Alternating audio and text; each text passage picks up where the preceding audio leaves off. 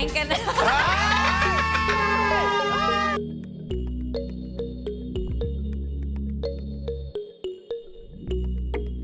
Tila may pagbati si Chinita Princess Kim Chiu sa It's Showtime sa kanyang on-screen partner na si Paolo Abilino.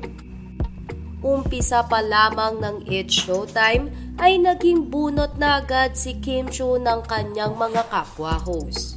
Ayon kasi sa opening spills ni Bong Navarro ay kung naitatanong ba ng madlang people sa kanilang special someone ang tanong na kumain ka na ba?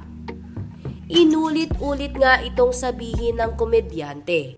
Napansin naman ito ni Kim, dahilan para ipasa ni Bong sa aktres ang naturang spills.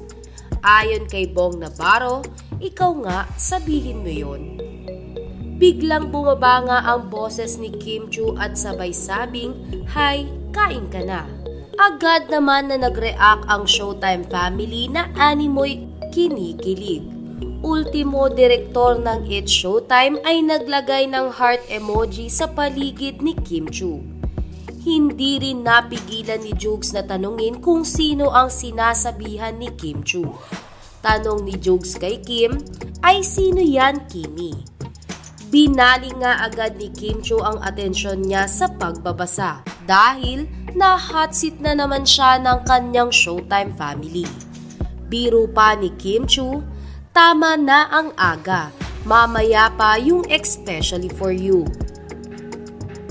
Samantala, kilig naman ang Kim Pao fans sa tila pagbati na ito ni Kim Chiu on national television kay Paolo Abilino. Anila ay paniguradong si Paolo Abilino ang tinatanong nito na kumain na. Dahil wala namang ibang aktor ang nalilink at nakakasama ni Kim Chiu kundi si Paolo Abilino lamang. Hi! Kain ka na.